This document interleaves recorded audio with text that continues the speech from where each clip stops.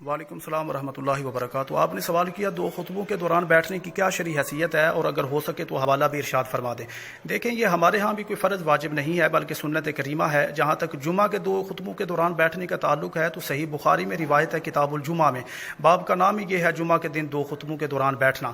تو اس میں حضرت عبداللہ ابن عمر رضی اللہ تعالیٰ عنہما فرماتے ہیں کان النبی صلی اللہ علیہ وسلم یخطب خطبتین یقعد بینہما، کہ حضور علیہ الصلوۃ والسلام دو خطبے ارشاد فرماتے تھے، دونوں کے درمیان بیٹھتے تھے۔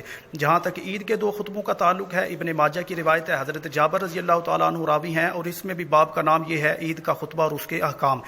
خرج رسول اللہ صلی اللہ علیہ وسلم یوم فطر او اضحیٰ فخطب قائما ثم قعد قعدۃ ثم قام، کہ حضور علیہ الصلوۃ والسلام عید الفطر یا عید الاضحیٰ کے دن نکلے، حضور علیہ الصلوۃ والسلام نے کھڑے ہو کے خطبہ دیا، پھر تھوڑی دیر بیٹھے، پھر حضور علیہ الصلوۃ والسلام کھڑے ہو گئے۔ اللہ تعالیٰ ورسولہ اعلم بالصواب۔ وعلیکم السلام ورحمۃ اللہ وبرکاتہ۔ آپ نے سوال کیا دو خطبوں کے دوران بیٹھنے کی کیا شرعی حیثیت